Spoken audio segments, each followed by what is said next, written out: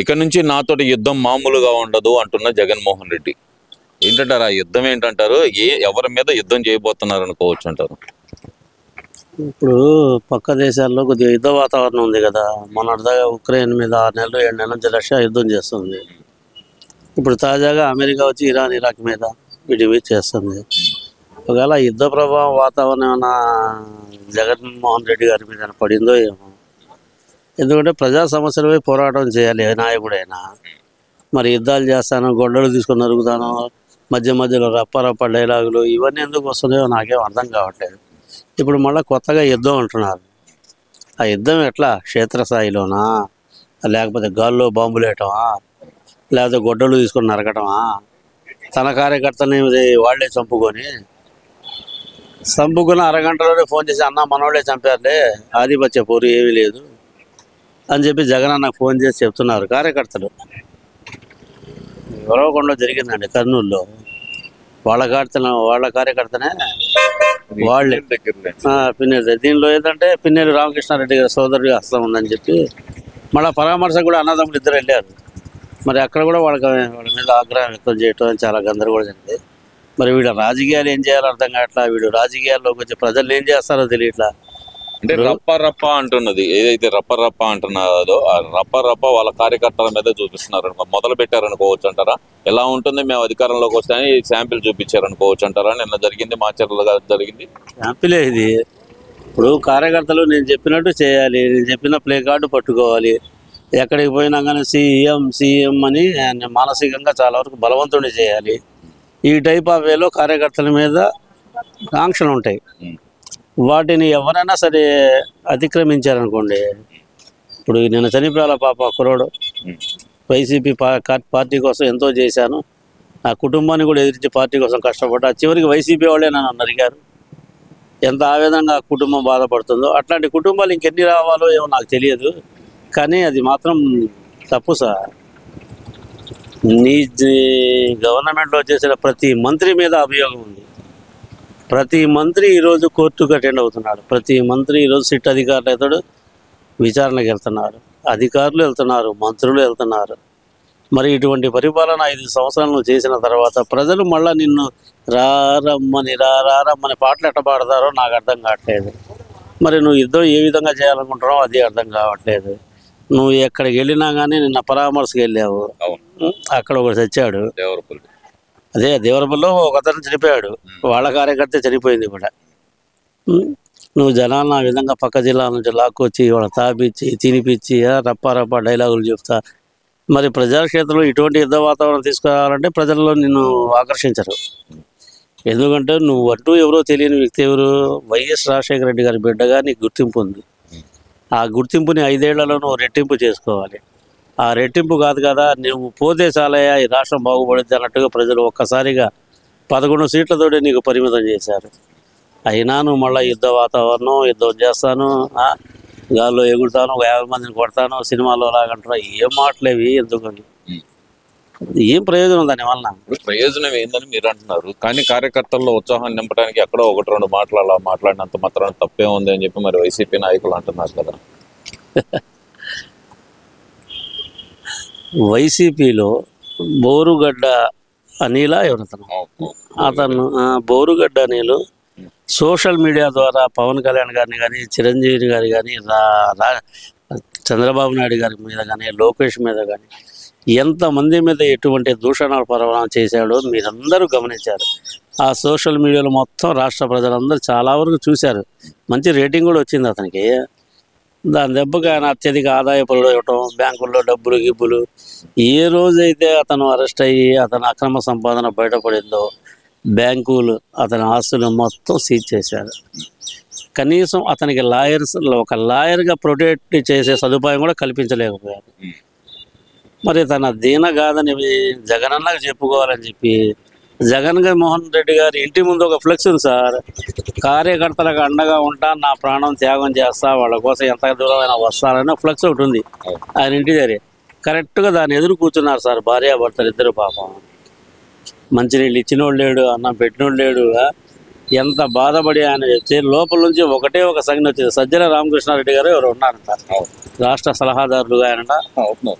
వారు అన్నారంట, అసలు అతనితో మాకేం సంబంధం అంటే, అతని పార్టీ ఎప్పుడో బహిష్కరించింది, ఇంకా అతనితోటి మాకేం పని, అతనికి మేము లాయర్ని ప్రొటెక్ట్ చేయటం ఏంటి, మాకు సంబంధం లేదు. ఎంతోమంది నిరాశలు తెలియజేయడానికి వస్తుంటారు, ఎన్ని పోతుంటాయి, వాళ్ళలో ఇతను ఒకడు అంతే అన్నాడు. అటువంటి వ్యక్తిని యూజ్ అండ్ త్రో, వాడుకో వదిలేయి. అంటే ఈ బోరుగడ్డ అనే వ్యక్తిని పార్టీ నుంచి దూరంగా పెట్టి మేము మారామనే సంకేతం ఏమన్నా ఇవ్వటానికి చూస్తున్నారా? ఇది స్క్రిప్ట్ లో భాగమే అనుకోవాలంటారా? మరి ఇది స్క్రిప్ట్ కాదు, పాడు కాదు. భాగం అనుకునేటట్టయితే 2 రోజుల ముందు అతను ధర్నా చేశాడు తాడేపల్లి ప్యాలెస్కి వచ్చి. 3 రోజుల కింద వచ్చేసి అదే కార్యకర్తలు నరికారు. కళ్ళలో కారం జల్లి, కార ఆపి, రాళ్ళు పెట్టి. అసలు ఇంత దారుణమైన పరిస్థితి రాష్ట్రంలో ఇంత ముందు రాజకీయం చేసిన పార్టీలు ఉంటాయి, కానీ ఏ పార్టీ కూడా చేయలే. వీళ్ళు ఏమో సీక్వెల్ సినిమాలు తీసేంత గొప్పోళ్ళేం కాదు. ఏంటంటే మంచి చెడు తెలియకుండా పార్టీ మీద, టీడీపీ మీద ఒక రకమైన ఏవి భావంతో, కోపంతో చంద్రబాబు నాయుడు సీఎం ఏంటి అంటాం, ఏదో ఈ రాష్ట్రం ఏదో వాళ్ళ సొంత జాగీర్లాగా వాళ్ళ ఇష్టానుసారంగా మాట్లాడతాం తప్పనించి. 75 సంవత్సరాల వయసులో యువకుడు చంద్రబాబు నాయుడు గారు. అతనికి వాయువేగంతో తోడున్న నాయకుడు పవర్ స్టార్ పవన్ కళ్యాణ్ గారు. యువగళంతో యువతని రెచ్చగొట్టి యువతని ఉద్యోగ అవకాశాలు 20 లక్షల ఉద్యోగాలు కల్పిస్తారని భరోసా ఇచ్చిన నాయకుడు నారా లోకేష్ బాబు గారు. ఇంతమంది వాళ్ళు ఏమి ఆశించకుండా వాళ్ళ ప్రతి విదేశీ పర్యటన వాళ్ళ డబ్బులు ఖర్చు పెట్టుకుంటా ఈ విధంగా చేస్తూ ఉంటే వీళ్ళు ఓరలేనితనం, రెచ్చగొట్టే తత్వం ఒప్పుకోలేక, ఇప్పుడు ఎక్కడో ఎందుకు సార్, మీరు అధికారంలో ఉన్నప్పుడు మంగళగిరి దగ్గర ఒక ఊరు సార్, అక్కడ సభ పెట్టుకోవడానికి పవన్ కళ్యాణ్ గారికి స్థలం ఇచ్చారు. వాళ్ళు స్థలం ఇచ్చి సభ పెట్టుకోవడానికి ఇచ్చిన దానికి ఎంత దారుణం చేశారు. ఏమైనా టౌన్లో రోడ్లు విస్తరణ అవన్నీ చేసి ఇచ్చడానికి, పల్లెటూళ్ళలో ఏంటంటే ఉన్న స్థలాలు ఇచ్చిన వాళ్ళ ఇళ్ళు మొత్తం కూల్చేసి ఇంత దారుణమైన చర్యలు చేపట్టిన మీకు మళ్ళీ రాష్ట్ర ప్రజలు ఎట్లా అధికారం ఇస్తారని చెప్పి ఆ నెల ముందు అధికారంలో రావాలి అంటే పాదయాత్ర చేస్తా, యుద్ధ వాతావరణం సృష్టిస్తా, పరిగెత్తకుండా మళ్ళీ వెళ్ళి అసెంబ్లీలో కూర్చొని సీఎంగా ప్రమాణం చేస్తా. ఎందుకు ఈ పగటి కల్లి? నువ్వు ప్రజాక్షేత్రంలో వచ్చి ప్రజల కోసం పోరాడింది ఏమీ లేదు. నీ ఉనికి కోసం, నీ పార్టీ కోసం నువ్వు చేసుకున్నదే తప్పనిచ్చి ప్రజల కోసం చేసింది ఏమీ లేదు. ఇక ముందు చేస్తామన్న భరోసా కూడా ప్రజల్లో లేదు. ఎందుకంటే నీకు నచ్చిన నాయకులు ఉంచుతున్నావు, లేని నాయకులు నువ్వే చంపిస్తున్నావు. లేరు అని మీరు అంటున్నారు, లేరు ఆయన ఈ మాట అంటున్నారు. ఆయన మీద విశ్వాసం ఉంది కాబట్టే ప్రజలందరూ స్వచ్ఛందంగా వస్తున్నారు. దానికి ఉదాహరణ శ్రీకాకుళం జిల్లా పర్యటన, దేవరపల్లి కానీ, లేదంటే అంతకుముందు సీదిరప్పల రాజుని పరామర్శించడానికి వెళ్ళినప్పుడు కానీ లక్షలాదిగా వేలాదిగా జనం వచ్చారు. తూర్పునే తెల్లారింది, తూర్పు నుంచే మొదలైంది అంటున్నారు కదండి. మరి ఇప్పుడు ఒకళ్ళు ఒక పార్టీని బతికించుకోవడం కోసం ఎన్ని రకాల మాటలు మాట్లాడతారో, ఎన్ని రకాల నాటకాలు చేస్తారో, రాజకీయం అన్నీ సహజం. ఇంకా 3 ఏళ్ళు గవర్నమెంట్ ఉంది సార్, 2 నెలలు 3 నెలలు ఉంటాను కాదు కదా. ఇప్పటికే చెప్పిన హామీలు, చెప్పని హామీలు కూడా నెరవేర్చిన పార్టీ ఏదైనా ఉందంటే మహాకూటమి.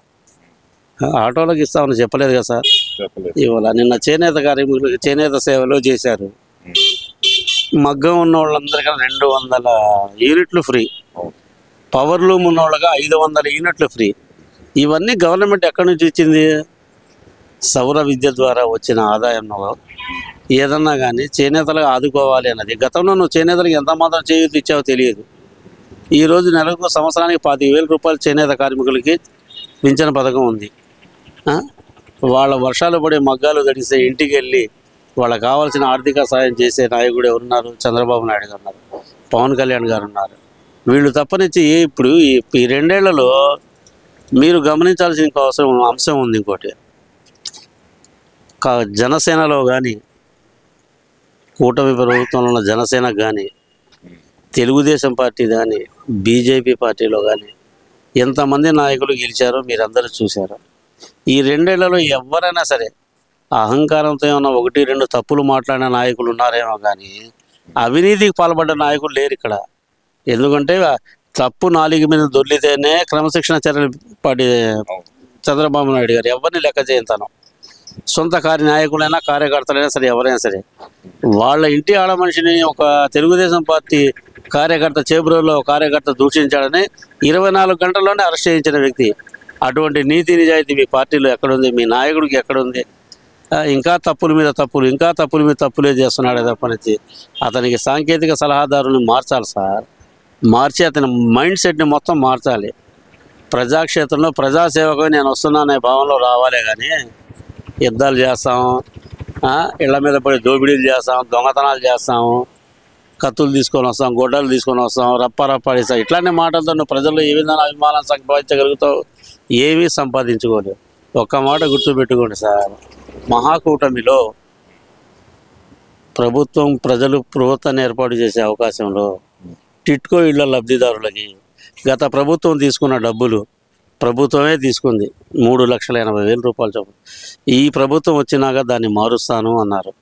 ఇంతవరకు దాని మీద ఎన్నో లక్షలకు ఎన్నో కోట్లు ప్రజాధనం ప్రజల కోసం ఉపయోగిస్తున్నారు.